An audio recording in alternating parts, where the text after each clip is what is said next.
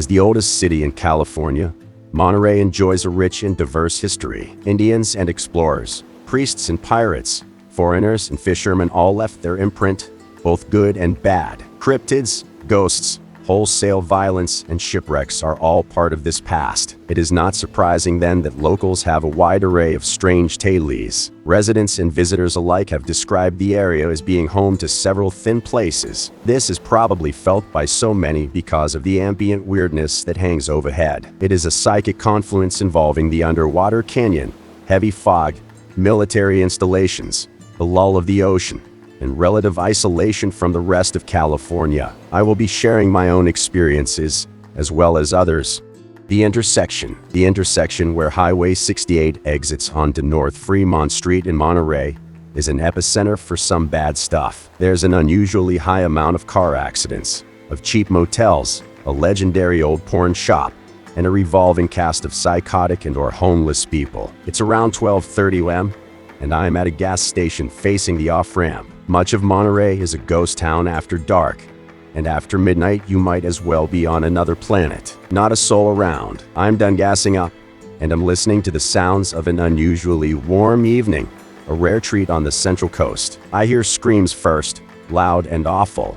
Some desperate voice howling, "It's mine, it's freaking mine." From a cluster of trees surrounding the highway, out tumbles a pair of homeless-looking guys, one black, one white, fighting in the street. Wild pinches, ripping at clothes, pulling hair. I watch in amusement.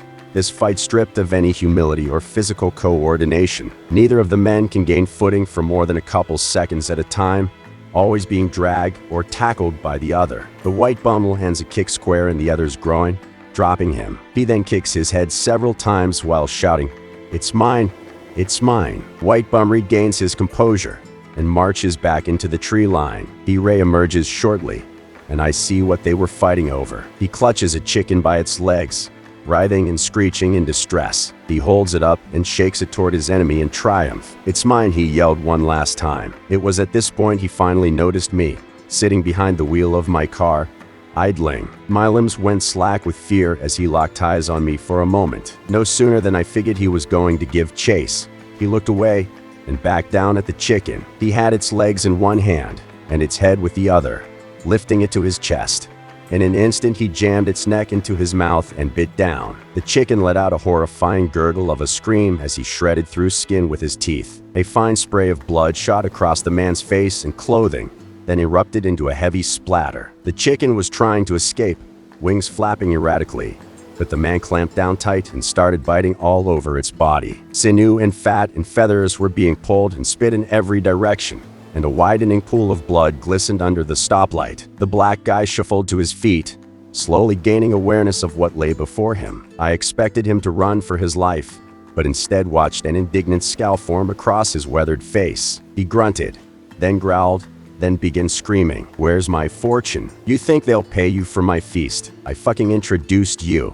They know more than you ever could." It didn't faze the white guy as he continued to gnaw away at the yet-to-die chicken, not once looking up to acknowledge him. Too shocked to vomit, I shackily flipped on my high beams and blew the horn as long as I could. Now he dropped the chicken, which limped off into the darkness to die, leaving a trail of blood and feathers behind. Both men turned their attention to my car and broke out running towards me. I gunned it in reverse over the curb and flipped a bitch in the next intersection. The two bums quickly lost steam, and I watched them both collapse from exhaustion in my rear view. I called 911 and told the dispatcher everything. They found the chicken, shredded on the opposite side of the freeway, but no suspects. It bothers me when I think about if that had gone down around someone else without a car. It's also disturbing to know these guys escaped and are still on the street doing God knows what. At the same intersection, there have been 3 instances that I'm aware of, where women,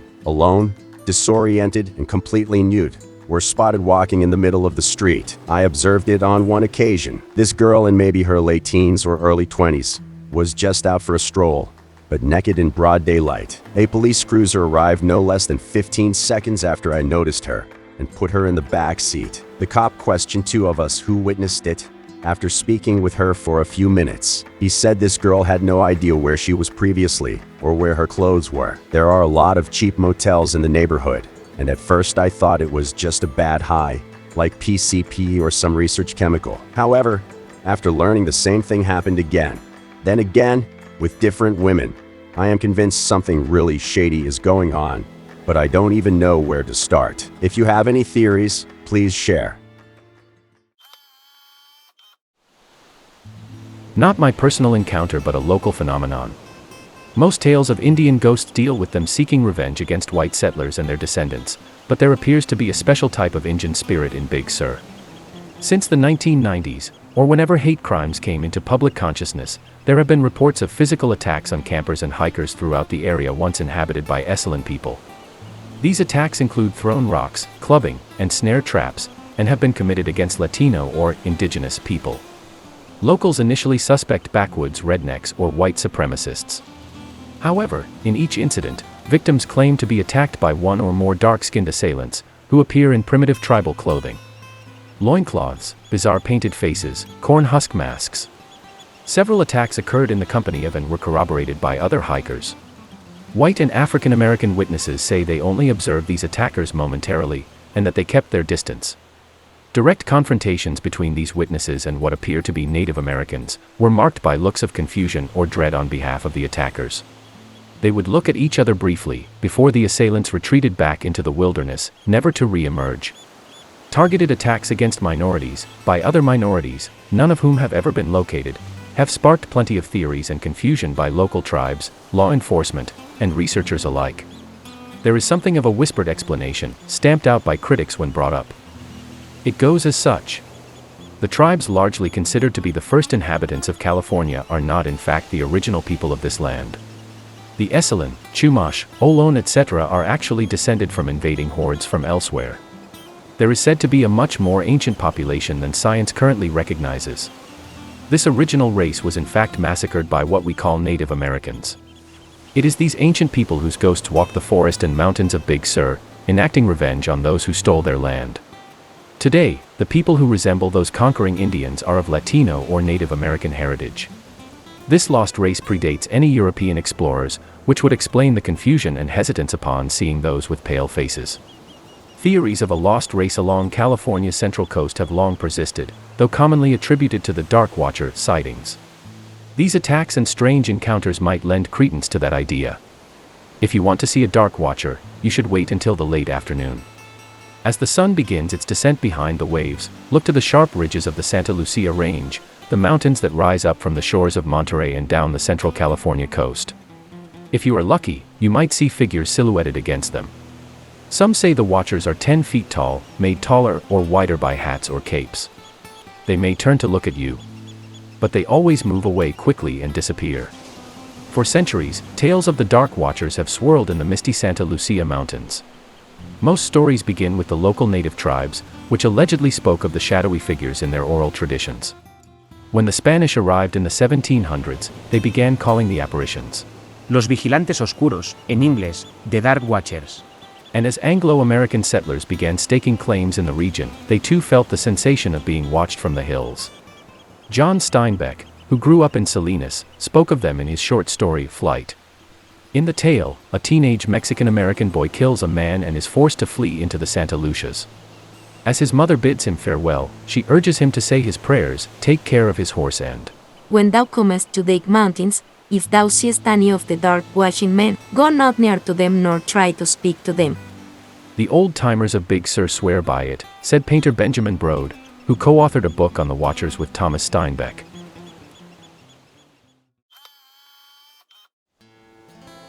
Kayak, summer of 2019. Be me and my pal, Carmen, both descendants of Italian fishermen with salt water in our veins. We have decided to kayak from Monterey to Santa Cruz, harbor to harbor. The distance is roughly 27 miles, or 7 to 8 hours paddle time. Carmen, being the more experienced, brought his two-man kayak with food and water. I brought a 12-pack of 805 Adderall and shrooms. We left Monterey Harbor at 8 a.m. with GPS set for Santa Cruz Harbor. The sun was out, and our first amphetamine doses were peaking as we gained our rhythm paddling. Everything around us pointed to it becoming a great day. 5 miles in, we stopped for a break. We hadn't torn into the beers yet, but were eager for the shrooms. We downed them with water and a Cliff Bar. I felt great. My body was getting an awesome workout and in turn feeding me plenty of endorphins, the perfect headspace for psychedelics. An hour later, we are paddling in rhythm, silent, and higher than giraffe pussy. From below, something heavy thumps the kayak, and I drop my beer. Whatever it is scrapes along the plastic hull, and Carmen's eyes widen like I've never seen before or since. I spun around, glaring at the water. A dark shape loomed underneath, completely dwarfing us in size. No sooner than it arrived, it sunk back down again,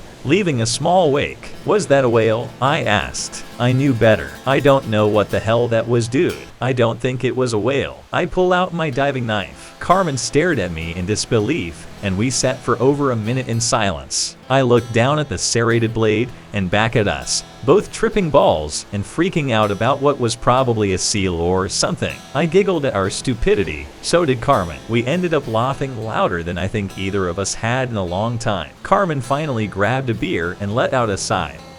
Our moment of relief snapped when Carmen jerked in his seat and let out a guttural panic sound. I spun around to catch what he was looking at. A tall, slate-gray dorsal fin cut through the water about 15 feet from us. It was huge, much larger than any shark I've seen. The fin is coming in fast, and with every inch closer, my hand trembles more uncontrollably. A massive gray body slides closer yet, its pointed nose now in full view. Then suddenly it dots away and plunges back into the dark. Not a seal, not a whale. That is one big great white shark. I am praying to Allah Christ that this shark realizes we aren't his preferred snack and has decided to move on. In less than a minute, the shape reappears. I freeze, unable to do anything besides stare further into the dark, choppy sea. Behind the shark appears what looks like a school of fish, trailing it in a serpentine motion. As my eyes adjust, I realize the shapes are actually tentacles, flowing for several yards behind the shark.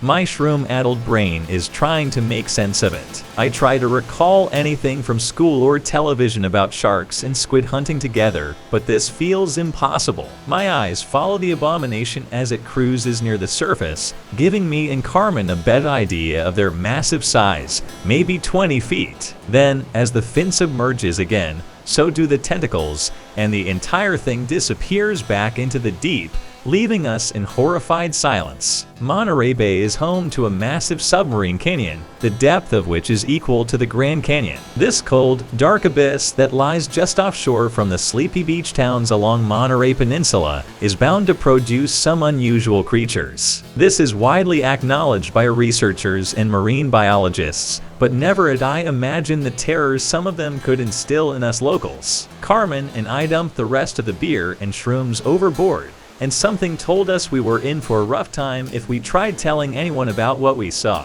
After a long, shaky paddle back to the harbor, we walked to his truck and never took that kayak out again. This was the first and only time I've ever seen an animal like this. Our consensus was that it looks to be a great white shark, but dragging a mop of squid-like tentacles. If anyone is savvy with marine biology or marine cryptids, feel free to speculate on what the hell this thing was. There's a big part of me that hopes this was some shared hallucination brought on by the shrooms. Maybe the shark had been caught in dense seaweed and was dragging kelp vines or something. I'm doubtful of that, but it's more comforting than acknowledging what we really saw out there.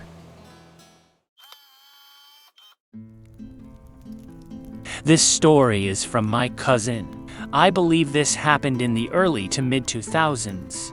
I spent the better part of a summer helping a childhood friend with his commercial fishing business. It was a crazy, sometimes grueling experience, but I learned a lot. Complex fishing equipment, techniques, reading the weather and the sea, trawling, state regulations, overall a bunch of pretty cool stuff. One night we are on a squid expedition. If you don't know about catching squid, it's done at night, and with massive lights placed around the sides of your boat. Squid are attracted to the one source of light and come up towards the surface, into your net. It was late in the season, so it was just us. We cruised around different areas, without much luck. About halfway between Monterey and Santa Cruz, my friend spotted another vessel without any lighting, which is pretty unsafe, not to mention illegal. We got a bit closer and shone a light towards it, revealing a derelict panga boat, just floating adrift. As we drew closer, I hooked it and pulled it towards us.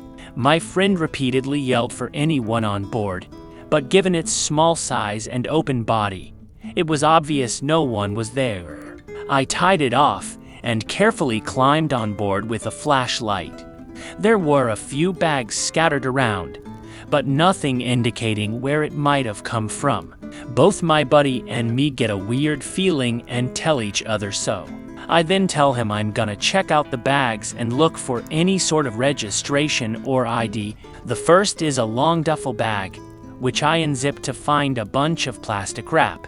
I dig in through a couple layers to find several white bricks. I smell one of them and it has a familiar gasoline smell. If you know, you know. My buddy hops down and begins opening other bags. Yep, there is a damn ton of cocaine on this little boat. It makes sense. In recent years, the Central Coast has become a popular entry point for drug traffickers. Traditional ports in Southern California have become increasingly hot, so cartels are loading up these small panga boats near the border and hauling tons off north. We both sit in silence for a few moments, unsure of our next move. I catch this glimmer beneath one of the duffel bags and move it to the side. Shell casings, maybe 5 or 6. Hey, check it out, I say to my friend, who is now lifting other bags to reveal more shells. My buddy grumbles, what the hell happened? Whoever was in the boat may be 2 guys. Given the different calibers, let off a bunch of rounds but left all the cocaine. I speak up. I don't know, but if the Coast Guard came through right now we'd be screwed. So what do you want to do? He cracked a mischievous grin, then I did too. Say no more, say less. In fact, we tossed the 2 large duffel bags back onto our boat. I realized we didn't even check the backpack that was next to them. Inside were 2 freezer bags, packed with light blue pills. I zipped it back up and tossed it on board. My friend brought up the point that we had boarded this and our fingerprints were all over the boat. We made an executive decision and pulled the drainage plug out before climbing back onto his boat. We stood and watched in silence as the small boat filled with water and eventually sank. As it began to submerge, the boat upended, revealing what appeared to be a row of indented scrapes on the bow, the unmistakable radius and cluster of a shark bite. The shell casings floated around the surface for a while before going under, disappearing any evidence of whatever happened. As we hid the bags, we speculated on what went down on that boat. Nothing really added up. If it were law enforcement, there would be no boat or drugs. If it were other criminals, there definitely would be no drugs. It for sure had something to do with those bite marks. They were big enough that it must have taken a shark ramming and locking onto the bow with incredible pressure, certainly enough to knock a man out and into the water. We shuddered at the thought of some predator getting to them, and decided to not think about it. The year following that night was one of the craziest, most fun times of my life. It culminated in a new Corvette, a trip to Italy, a bunch of hot girls, and a nasty addiction I'm still paying the price for. My buddy paid off his boat, and that's what helped him really get his business off the ground. He's still doing it today, contracting with several local restaurants and making a name for himself in the community. When we hang out, he'll jokingly say he owes his success to a killer shark and a couple dead Mexicans. In a way, he's right, and the thought of whatever attacked those unlucky narcos is enough to keep me out of the sea for good.